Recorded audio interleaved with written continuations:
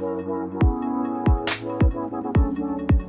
I'm Tiana Shoei. I'm a writer, entrepreneur, leader, and energy.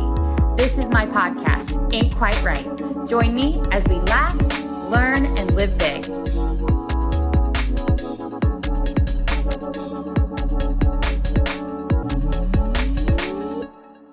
Hello, everyone. This is Tiana Shoei, and welcome to my podcast, Tiana Shoei Ain't Quite Right.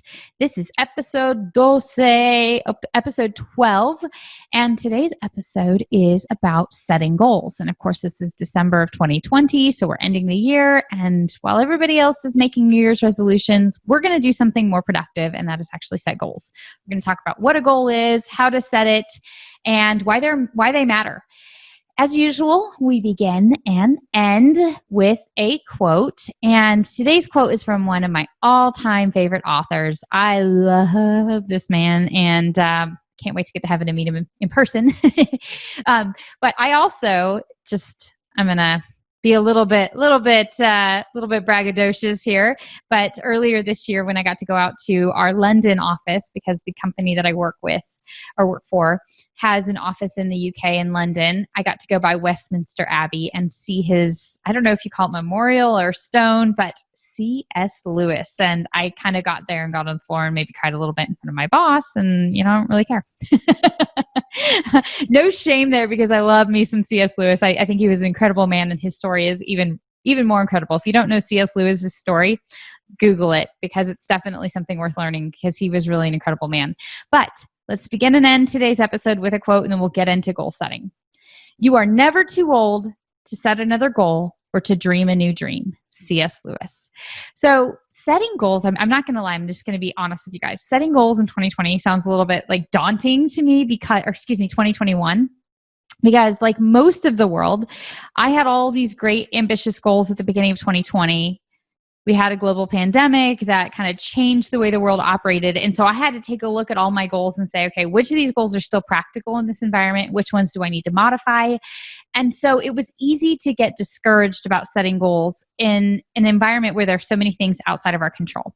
But as John Maxwell wisely teaches us, life is 10% what happens to you, but 90% what you do about it. So goal setting, regardless of how many uncontrollable variables there are in your life, is still super important. So there are just a few key foundational things to understand about setting goals. First of all, the first and most important thing you need to know about setting goals is it has to be something that means a lot to you, that it is very high on your value system, or you have an emotional connection to this goal, because your motivation, and Jim Quick talks about this a lot as well, is not something that you have, it's something that you do. And one of the primary igniters of motivation is having a strong emotional connection or a strong desire to do something. So if you don't have a strong desire for something, if it's just kind of an arbitrary random thing, you're less likely to achieve your goal. So the first thing is make whatever goals you're going to set meaningful to you, and really make sure that it's a core part of your value system. And by the way, sometimes we have to modify our value system, because I didn't used to be a person all through my 20s. It wasn't until my 30s that I actually cared about my health and fitness. And I changed my value system to make my health and fitness a top priority. And interestingly enough, as I've learned more, I've also made my mental health and fitness. And what I mean by that is I have learned to exercise my brain and train my memory so I can become a stronger and more capable person from a mental perspective, because I've said this before, there is no good or bad memory. There's only a trained or an untrained memory. So there is no smart or not smart brain. There's only a trained and an untrained brain.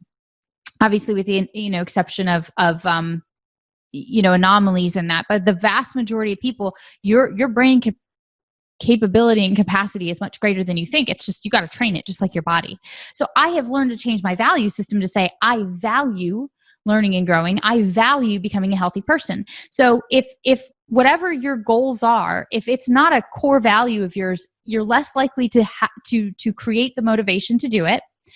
But then also, it's it's less likely to be something you actually want to do. So sometimes you just have to even change your value system. The way you change your value system is by reminding yourself of your end goal. So make sure whatever your goals that you set are something that really means something to you, because when those days come and you don't want to do it and you want to quit, you have to continue to remember why you're doing it. And if you need some motivation, go back to my vision podcast. That's where vision comes in so important, because when you remember what it is you're working for, it's easier to kind of keep your value system in line with that, and then keep your motivation in focus. Second thing with setting a goal is you have to make sure that it has these parameters. It has to be specific. So, they have the SMART analogy is what most people use to, the letters stand for, SMART has to be smart, measurable, attainable, have a time limit, yada, yada, yada. That's important, I think, more for a business organization. But for us as people, it has to be something that you can clearly define. So let's talk about the difference between an arbitrary versus a firm goal. I want to lose weight is not a goal. I want to lose 5 pounds is a goal. It has to be something that you can define. Okay. So it has to be something that you care about, and it has to be something you can define. Then you have to be able to give it a time limit. So I want to lose 5 pounds by the end of February. Okay. So you have a time limit there, but then you have to make sure that whatever time limit you've given yourself is realistic. So don't try to bite off more than you can chew. I am the queen of biting off more than you can chew. I spent too much time in my life, and this is why I was not able to achieve some of the goals that I wanted that I set off to achieve early on. I bit off more than I can chew. My goal was, you should set goals so big for yourself that you have to grow into the person it takes to achieve them, but you also don't want to set yourself up for failure. So challenge yourself. Make sure you have to grow a little bit to achieve this goal, but don't make it so big that it's difficult to achieve. Jim Quick also teaches this, and this is a great lesson. SSS, small, simple steps, should be the way that you execute on your goal. So you want it to be something that means something to you. You want it to be a definitive goal. So you have a clear measure for your goal. And then you want to make sure that you set a time limit on it. And then you want to make sure that the time limit and that the goal are going to challenge you to grow, but that you can easily achieve them. And then you want to make sure that the strategy that you've created to execute on your goals is one of small, simple steps. Okay, so that's kind of the rules of goal setting. Has to mean something to you, has to be definable, have to have a time limit for it, and then it has to be something that you can execute in small, simple steps, and make sure that the time limit and the goal are reasonable. Because again, one of the ways that you're going to set yourself up for failure is to say, I want to lose 20 pounds in 6 weeks. While you might be able to do that, that's a lot for your body. And it also, if you're a person who has like no exercise and diet routine, you're setting yourself up for failure. So maybe say, I want to lose 5 pounds in 3 weeks. And then eventually, if you want to get to 20 pounds, which, if that's what your goal is to do, then work on that. But start off with small, simple goals in the meantime. The One Thing by Gary Keller is another book that talks a lot about this, and they call it your lead domino. And by setting small goals for yourself that you knock out, eventually momentum builds up. And Darren Hardy talks about this in the compound effect as well. Momentum builds up and you have this flywheel effect, and the momentum takes over. So it's actually easier to achieve a harder goal when you break it into smaller steps. So think about what in 2021, by the time you get to this time, by the time you get to December of 2021, what do you want to be different about your life? So let's talk about the different areas in life that we can think about. You as a person, your well-being. So what do you want your physical well-being to be? What do you want your physical health to be? What do you want your spiritual, your emotional, and your mental health to be by the end of 2021? What do you want your financial situation to be by the end of 2021? Do you want to have a better understanding of how to manage your money? Do you want to be debt-free? Do you want to be on the road to becoming debt-free? What do you want for your finances by the end of 2021? What do you want for your relationships by the end of 2021? What kind of relationship do you want with your partner? What kind of relationship do you want with your colleagues? What kind of relationship do you want with your friends? What do you want for your recreation and hobbies, for fun? What do you want to do in 2021 for fun?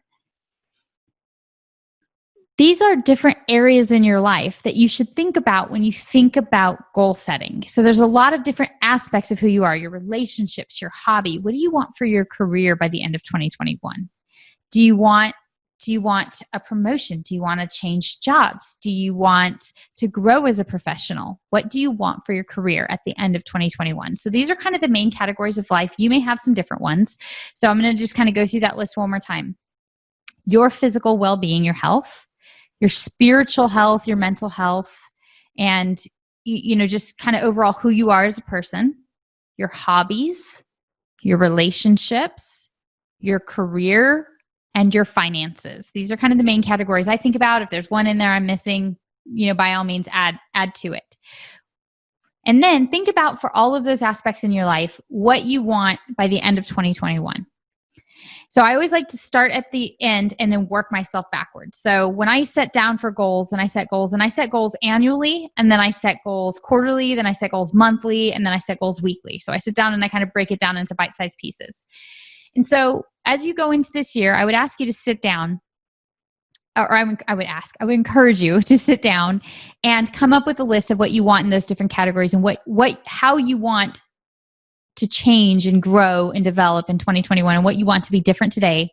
And then break it down into bite-sized steps. So you can set a limit. So let's say finances, okay? Let's say that's one of the areas you want to grow. So this is something that I'm having to grow on because, I'm learning a lot about this. I'm in the middle of reading several books about this, and I want to grow in this particular area. So what I did, first of all, is I picked out what books I want to read. And so I set goals for myself to say, I want this book done by this time. So that was step number one. And then step number two is, what takeaways do I have from these books that I want to implement? And so, for example, years ago when I was first going on this journey, Dave Ramsey's Total Money Makeover, and I started the baby steps. So for step number one was save up $1,000. Step number two is get debt free. So I worked towards that goal, and I said, okay, I want to be debt free by this date and time, and these are the steps I'm going to take to get there. And, so then, he kind of walks you through the rest of the process. So you can set different goals. So maybe by the end of 2021, you want to know exactly what it takes to become financially independent and financially free, which, by the way, is possible. I'm currently reading Tony Robbins' Money Master the Game, which talks about this. I'm not through it yet, so I'm not going to endorse the book, but I'm just saying there's literature out there to learn how to do these things, become financially independent. Maybe by the end of 2021, you want to know how to do this. And then you want to have a basic strategy in place. So starting 2022, you can begin to implement the strategy, whatever this looks like for you. Or you want to get a budget in place that you stick to, or you want to build up a savings account, whatever it is for you. Decide what it is and then break it down into goals. So by the end of 2021, I want to have a savings account with X many dollars in it. Okay, so now you've got something that you can define. You've got a deadline on it. Now, how do you break it down? Well, each month I need to put this much money into savings in order to hit that goal. Okay, so what does that mean on a daily basis? That means I'm going to take the $5 that I would go to spend to Starbucks Monday through Friday, and I'm going to put it in a jar so then I can start saving that money. Whatever it looks like, I'm just throwing out random ideas. Okay, so let's talk about recreation. For me, recreation and health go hand in hand because I recreate by exercising. So, I want to be able to make sure I hit DuPont and go down Ridgeline all year long without ending up in the emergency room. And that's a little joke because I did end up in the emergency room going down Ridgeline at DuPont last year. I'm being a little bit facetious, but maybe my goal for the end of 2021 is to be able to ride 25 miles at DuPont without stopping and be in the kind of physical condition that I can do a 25-mile ride at DuPont. So there I have a definite goal. I know exactly that I want to be able to do 25 miles on my mountain bike at DuPont without stopping. And I know that I want it done by the end of the year. So now I know that January through December of next year, I need to work on increasing my mileage, going out to DuPont, riding several times a month, so that way I can get to my goal of being able to do that distance and enjoy that hobby with my husband every weekend. So that's another example. Let's talk about relationships. How can you set goals in relationships? Let's say, for example, you're married. Okay, I'm married. And, so one of the goals that I have for my relationship with my husband is to be able to spend more quality time together. So that way we get at least 5 hours a week of quality time by the end of 2021. Now, again, the reason I'm saying this number, this isn't an actual goal, but the reason I'm saying this number is, again, it has to be something measurable. So 5 hours a week, every week by the end of 2021. So we've got the type of routine set in place that we can do this. So what do I have to do to make sure these things happen? So I'm just giving you some random examples so you can think for yourself what you want to do. Now, I've kind of gone through this whole thing of how you set goals, ways to think about setting goals. But here's why setting goals matters. What you aim at is what you'll see. I quote this all the time because it's so true. If you go into 2021 without goals, if you go into 2021 without a clear picture of what you want from this year, then you're going to get to the end of the year, like you've gotten to the end of every other year, and you're going to look back and say, what did I actually achieve? Sometimes you achieve great things. Like, I achieved a tremendous amount of physical fitness and accomplished a lot by signing up for races. Those are mini goals, by the way. As an ultra runner, when I was running ultras all the time, I was signing up for races, and those little goals propelled me into being able to run, some extremely cool races and achieve some great things. It was a little bit of a little unintentional goal setting, but I was saying I'm going to do this by this time. And, signing up for a race was creating little mini goals. So without realizing it, I got myself into the habit of setting goals and achieving those. So, whether it's something you've intentionally done, I know a lot of you who listen are athletes like myself because you're my friends who I've run with. Thank you, by the way, for tuning in. But some of you, maybe you have set some goals and you don't realize it. You haven't thought of them as goals per se. Maybe it's saving up for something, or you're going to go on vacation, so you save up some money, and you see the power of putting an intention behind something is amazing. You can achieve that kind of greatness. Whatever goal you've set in the past and achieved, you can achieve that kind of greatness in every aspect of your life just by putting a little bit of thought behind it. So the reason why this is so important is what you aim at is what you'll see. And if you don't aim for better things for yourself, by the end of the year, you're going to get to the end of the year, and it's not that it won't be bad, it won't be good. It just won't be as good as it could have been if you had been intentional about it. People that I know that are very intentional about their life have so much freedom because discipline equals freedom. And I know so many people who are my age and younger who are completely and totally debt-free. They own a house outright. They own their cars outright. They have enough money in the bank that they are completely financially independent. They do not need to work another day in their life. I have friends my age who will never need to work again because they've learned how to become financially independent. And all they had to do was decide that this is what they wanted to do, learn how to do it, and then begin executing on it. So what areas in your life are you maybe not achieving everything you could achieve because you just haven't sat down to ask yourself, what do I really want for this part of my life? So again, goal setting, I realize it's really popular to do your New Year's resolutions. They're very ineffective. I think everybody knows that. So you can one-up it and actually do something great by setting some real goals for yourself. So start and look at and ask yourself, what do you want by the end of 2021? And then create goals that are very high on your value system, even if that means, changing your value system, that have a defined metric that you can use to say, okay, I did this, like, when you achieve your goal, and then create small, simple steps that will allow you to execute on it. Think of it this way. Nobody climbs a mountain by doing anything other than taking one step at a time. And so don't have unrealistic expectations of yourself. Be gentle and kind and compassionate on yourself when you miss a step, because you're going to stumble and fall. Everybody does. You're more likely to achieve a goal if you're compassionate with yourself when you misstep than if you beat yourself up. So don't beat yourself up. Go back and listen to episode 11 about limiting beliefs if you mess up, and then just keep setting those goals and go and go and go and go and go. So I realize goal setting is kind of like a cliche topic to talk about, but I didn't know how to set goals. I didn't understand this until I listened to Dave Ramsey's EntreLeadership book on tape. And he said something that really rocked my world. He said, when you learn how to set goals and start executing on them, your life will change so much that it's like being ripped out of your life and thrown into a movie. And I heard this. I remember I was listening to book on tape riding my bike, and I heard this and I thought, really? Okay, I'm going to try this. And he was not kidding. My life is literally, it's like I woke up when I learned how to set goals. It's not, if you think you're above this, if you think you're beyond this, then you don't understand how the most successful people in the world work. Because I can promise you that the people in your life that you look at from a celebrity perspective, 99% of them are goal setters. I learned this from people who influenced me because I wanted to be like them. The vast majority of truly successful people are goal setters because they know what they want and then they figure out how to go get it. And this isn't just about wanting stuff. It's about wanting what's best for your life. So I want health. I'm going to go figure out how to get it. I want healthy relationships. I'm going to go figure out how to get that. I'm going to figure out how I have to grow into the person it takes to achieve those healthy relationships. I want to be financially healthy. So I'm going to go figure out how to do that. I want to be able to give back to the world around me. So I'm going to go figure out who I have to become so I have something to contribute. So again, all of these things come out of the practice of creating goals. So in summary, just remember, in order for you to execute on a goal, it has to mean something to you. You have to have an emotional connection with it. It has to be a part of your value system, even if that means modifying your value system. And sometimes that's just the practice and the habit of repeating, this matters. I need to be a healthy person because I want to be present for my family. Keep that why in there, why this matters to you, and that will help rearrange it in your value system. And then you have to make sure that it's a specific goal.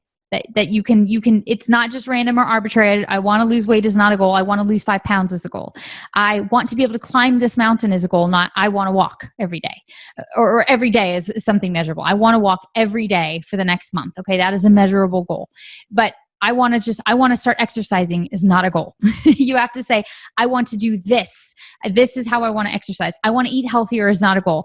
I want to eliminate sugar from my diet is a goal. I want to make sure I get 5 servings of fruits and vegetables every day is a goal. I want to eliminate junk food from my diet by March 1st is a goal. So remember that it has to have a specific measurable unit and it has to have a time limit. So set yourself a time limit. Make sure that the time limit that you set is reasonable, and then take small, simple steps to get there. Have grace for yourself when you miss a step, because you're going to miss a step, but don't get off the bandwagon. Get back on. Momentum, momentum, momentum. The flywheel effect. Once you start going, it takes over. And, look back, start at the end of the year and back up. By the end of 2021, what do you want for these different areas in your life? Decide what areas in your life you want to tackle. Don't try to do too many too soon. You don't have to hit all of the categories that I gave you. Okay. Maybe some fine-tuned tweaks you make around them. They're all areas in your life that you should not neglect, but you don't need to have major goals in all those areas. I would not suggest having more than 3 major goals for the end of the year. It's just too much, especially if you're new to this process. Let momentum take over and go do it. Just go do it. No excuses. One of my favorite stories is Michael Jordan. Michael Jordan was a terrible athlete when he first started. He didn't even make his high school basketball team, okay? What made Michael Jordan was the fact that he set goals and he worked his butt off to get there. He didn't quit. Every time he failed, he got back up and he kept going. If you forget, if you feel like you can't do something, if you get overwhelmed, if you get tired, just remember Michael Jordan. Michael Jordan was not born great. He became great. You can become as great as you choose to become. So, as usual, we begin and end with our quote. So as C.S. Lewis wisely told us, you are never too old to set another goal or to dream a new dream. So thank you for tuning in. Happy 2020. I hope you have a wonderful holiday season. Happy New Year. And here's to 2021. Maybe you'll be a little bit more normal than 2020. I'm going to send that vibe into the ether because I think all of us would like a little bit less of a chaotic 2021 than we had 2020, but I grew in 2020 tremendously as a result of this. So while it was not something I would have chosen for myself, I can tell you that I'm a much better person as a result of all of the chaos that we got to experience this year. Happy New Year. Thank you so much for joining me on this journey. It really is a pleasure. I get so many kind notes and messages from all of you who tune in. I can't tell you how much it means to me to get your feedback. By the way, I love to hear constructive criticism as well. I get a lot of great constructive criticism. Please let me know how I can do a better job creating content for you, because I do this because I want to share all these wonderful things that have revolutionized my life with you, so that way you can change your life and then ideally change the life of other people around you as well, because that's really your purpose. Your purpose is always going to be grounded in helping other people. So thank you for tuning in. Again, if you like this content, please be sure to tell your friends and family, subscribe, please leave me a review. Episodes are released on the 2nd and 4th Monday of every month, and then I do some Blitz episodes in between. Until next time, this has been Tiana Shoei. Ain't quite right. Have a good one. Thank you for tuning in. For additional content, including my blog and social media, see my website, tianashoei.com. I would greatly appreciate it if you could subscribe, leave a review, and be sure to tell your friends and family, anyone else that you think might enjoy joining us on this journey. Until next time.